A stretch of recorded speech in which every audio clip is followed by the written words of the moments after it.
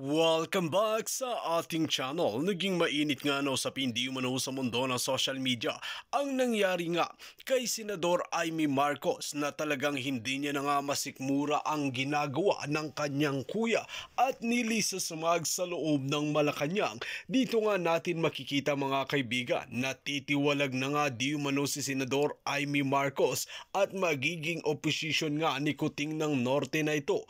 Dito nga natin makikita mga kaibigan na mismong kapatid niya na ay nagsasawa na sa kanyang ginagawa dahil hindi na talaga maganda ang kanyang pamumuno sa bansang Pilipinas. Well mga kaibigan, marami sigurong nagtataka kung bakit hindi ito binabalita sa mainstream media dahil may pagkabayas naman talaga ito at hindi nga ibinabalita ang mga hindi magagandang nangyayari sa loob mismo ng ating pamahalaan. Dito nga natin makikita na maraming nabubulag at maraming nauupto pa rin ang mga pulpolitiko na ito dahil nga walang matapang na nagsisiwalat ng katotohanan. Ngunit eto na nga, talagang ito ang pinakahihintay ng lahat na hindi naman inaasahan na talagang nainis na rin si Senador Amy Marcos at magiging opposition nga ito dahil nga sa mga tiwali at mga kabalbalan na ginagawa ni Kuting ng Norte at ni Lisa Ismags. Dito natin mapapatunayan mga kaibigan na hindi niya na masikmura ang mga ganitong klase na ginagawa ng kanyang kapatid. Kaya naman talagang dapat ipagtanggol ni Senador Amy Marcos ang taong bayan dahil may malasakit pa ito at hindi nga ito ang kagustuhan ng kanyang ama na maging diktador at maging korap na opisyalis ang uupo na pangulo. Well mga kaibigan, para nga sa karagdagang impormasyon, panoorin nga natin ang buong video. At kung bago ka pa lamang sa aking channel, huwag kalimutan i-click ang subscribe button at notification bell para lagi kang updated sa ating mga bagong video. At para sa sulit viewers natin dyan, maraming salamat sa walang sawang pagsuporta. Kung magbigay ng reaksyon sa isang pahayag ng political scientist na si Mr. Ronald Llamas. Sabi niya, "Don't be surprised, huwag kayong magugulat. Isang araw, magiging political opposition si Senator Amy Marcos." According to this political analyst, very fluid, very dynamic, walang kasiguruhan, walang daling magbago ang sitwasyon sa politika ngayon. Kaya nakikita ng political analyst na ito, malapit nang darating, magiging oposisyon na si Senator Amy Marcos. Kukontrahin niya na ang kanyang kapatid. Oposisyon eh. Okay. Sa ngayon kasi, speaking of opposition, ang nang tawag doon, official opposition party, liberal.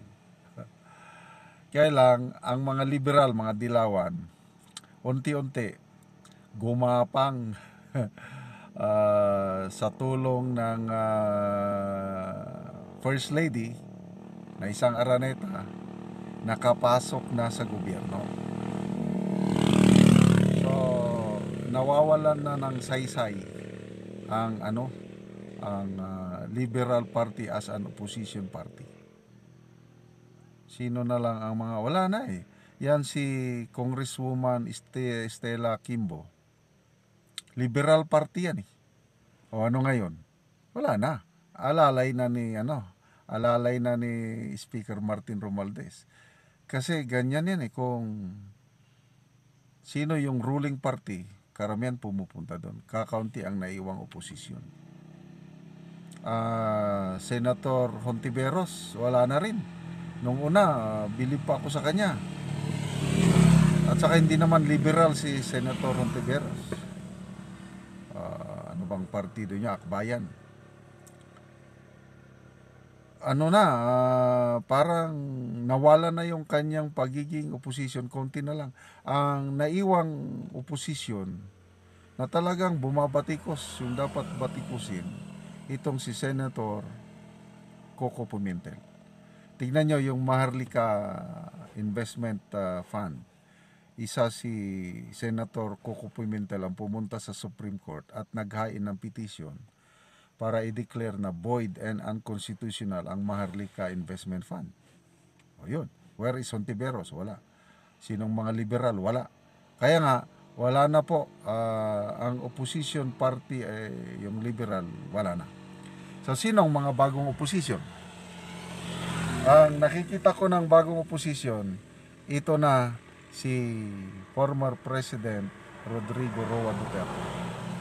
Then later on, yung kanyang PDP laban, magiging opposition party na rin by 2025. Sa tingin ko lang ngayon, may mga PDP laban members na opportunist. Ayun, medyo pumapapil na. Pumupunta na sa PBBM group. Kaya lang may mga diehard din na magpapaiwan kay Tatay Digong.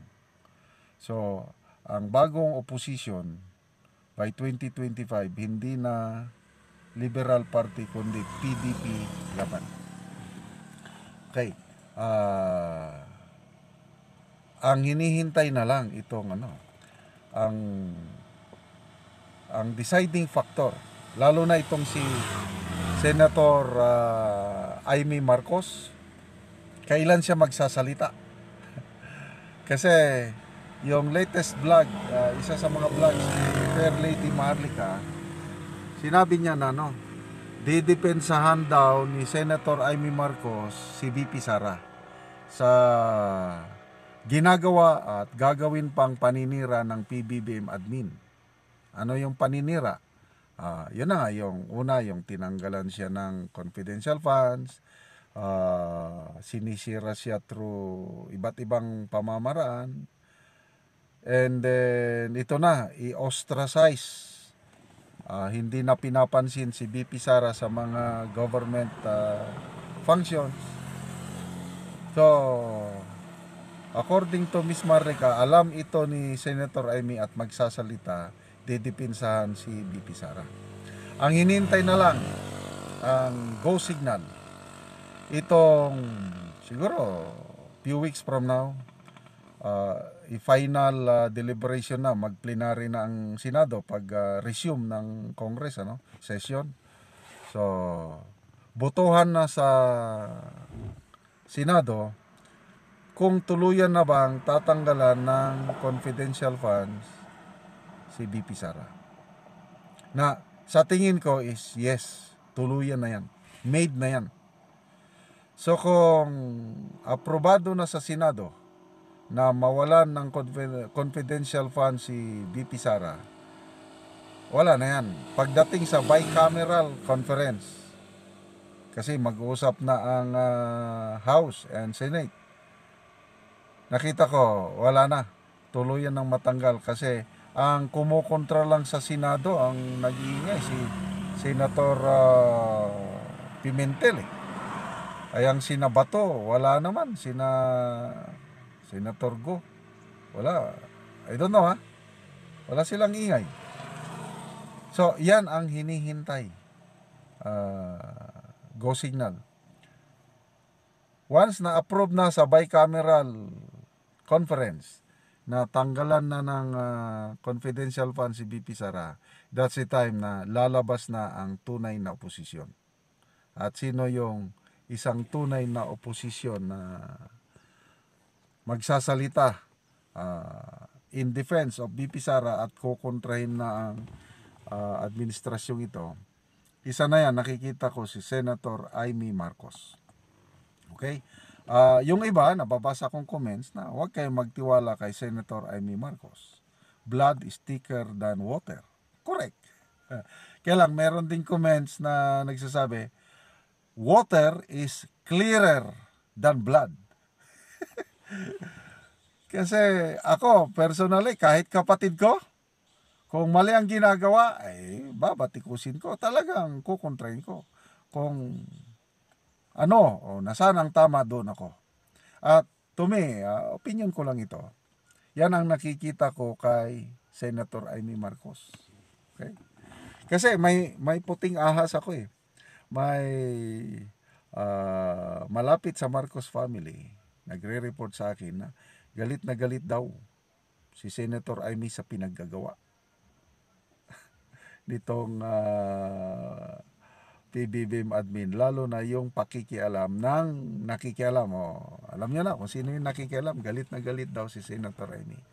So, ang tingin ko kasi kay Senator Amy, nagpipigil lang.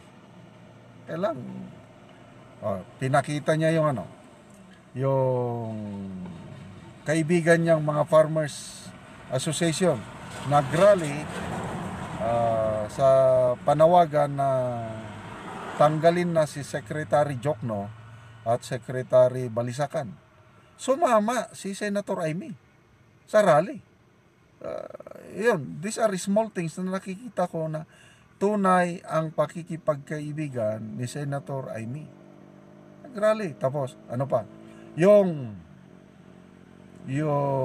plano na magdala ng mga Afghan nationals dito sa ating bansa, na ito ang dahilan pala kung bakit na nagalit o nagtampo, nawalan na ng amor si PBBM kay BP Sara, kasi ang isang tumutol against sa pagdala ng Afghan nationals sa bansa, si BP Sara, in her capacity as DepEd Secretary.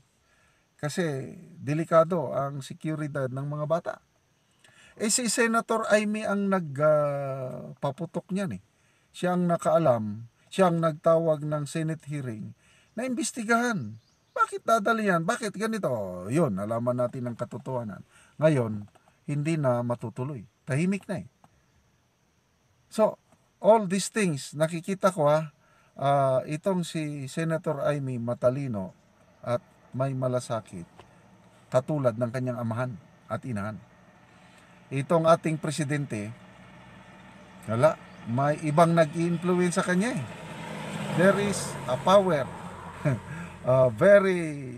irresistible power, strong power behind the president na hindi niya makaya.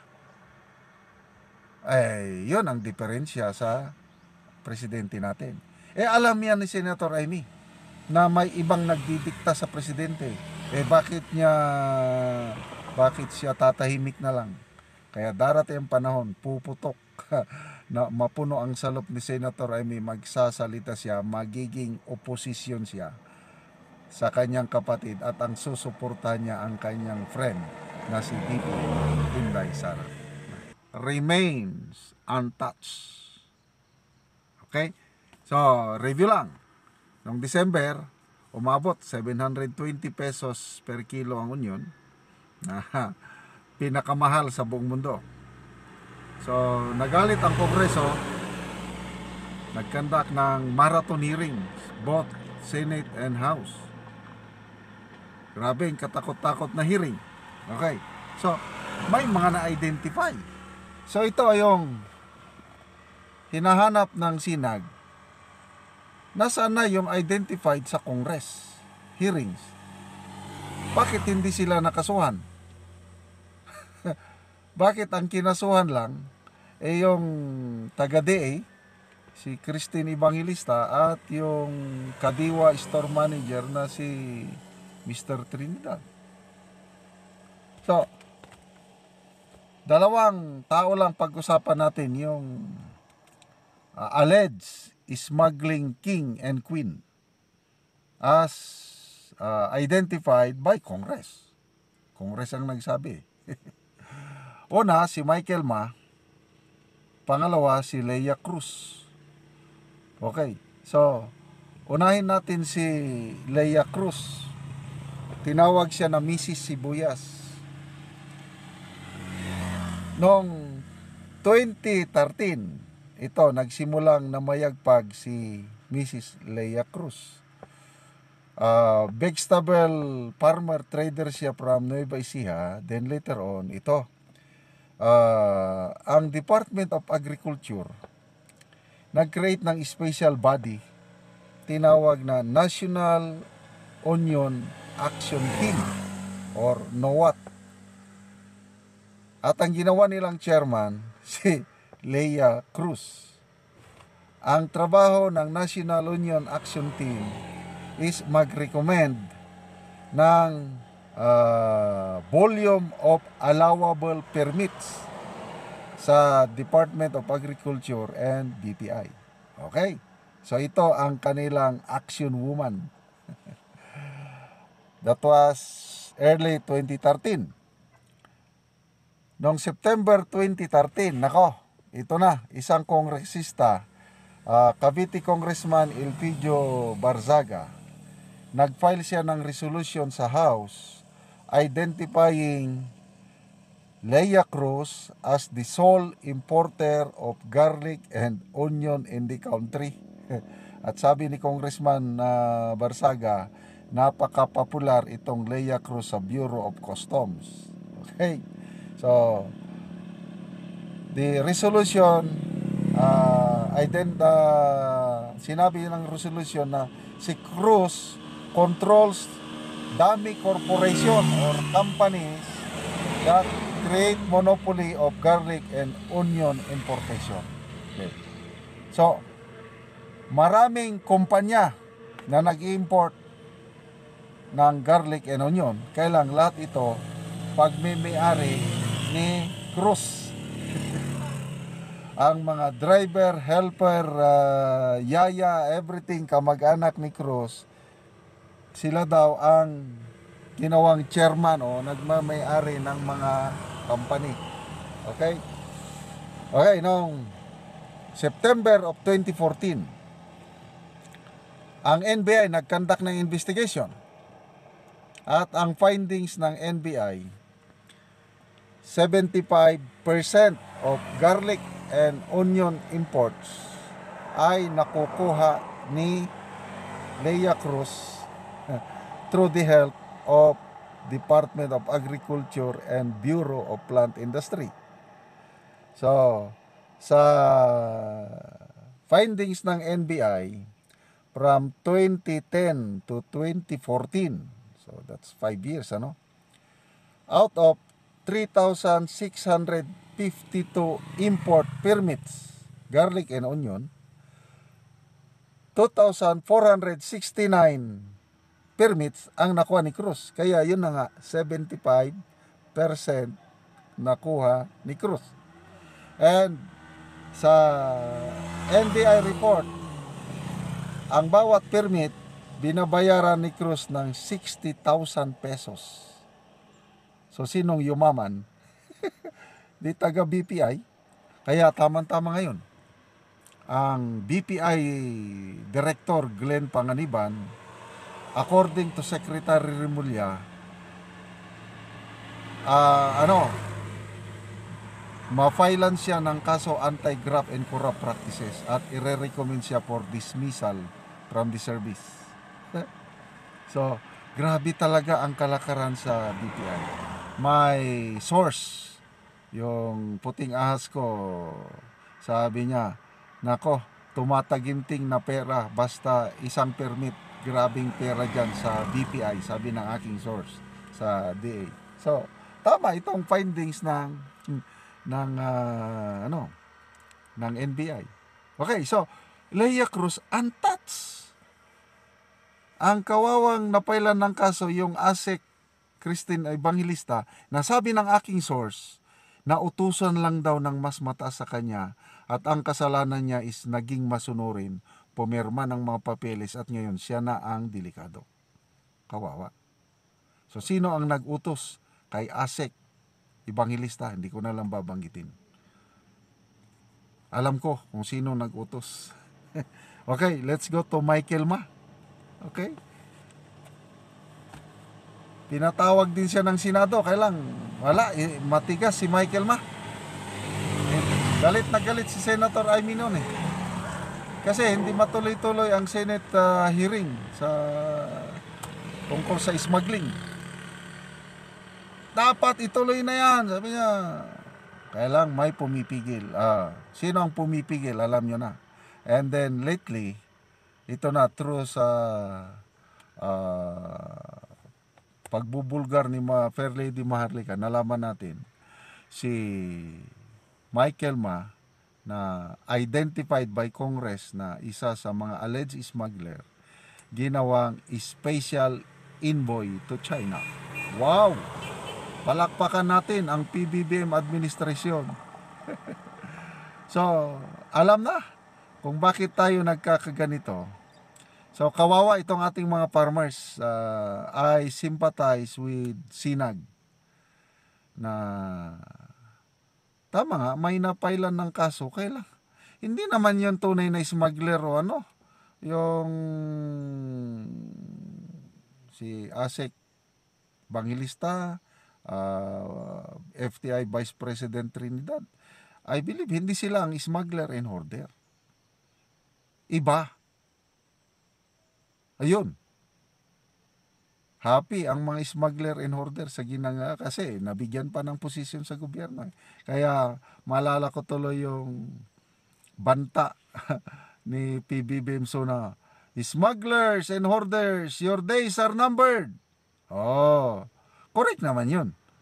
Kasi ang days nila up to 2028. So, magtiis po tayo mga kapatid, mga kaibigan, dahil nabudol-budol tayo ng ating presidente na akala natin bayan babangon muli, kailang babaon pala dahil ang namamayagpag mga smugglers and hoarders. Dito nga natin mapapatunayan mga kaibigan na talagang hindi na nga masikmura ni Senador Amy Marcos ang mga kabalbalan na ginagawa ni Kuting ng Norte at ng mga tambaluslos na nakapaligid dito na tuta ni Lisa Smugs dahil alam naman at hindi naman talaga bulag si Senador Amy Marcos sa katotohanan na talagang marami nga si Romualdez at iba pa na mga kasama nga na pinanghahawakan ni Lisa Smugs na ito ang mga kanyang grupo na pangungulimbat ang ginagawa smuggling hoarders ay talagang dapat isiwalat lang ito ni Senador Amy Marcos para magkaalaman kung sino nga ba talaga ang korap na opisyales sa bansang Pilipinas. Well mga kaibigan, kung kayo ang tatanungin ano ang inyong mga opinyon, just comment below sa ating comment section at ating pag-uusapan.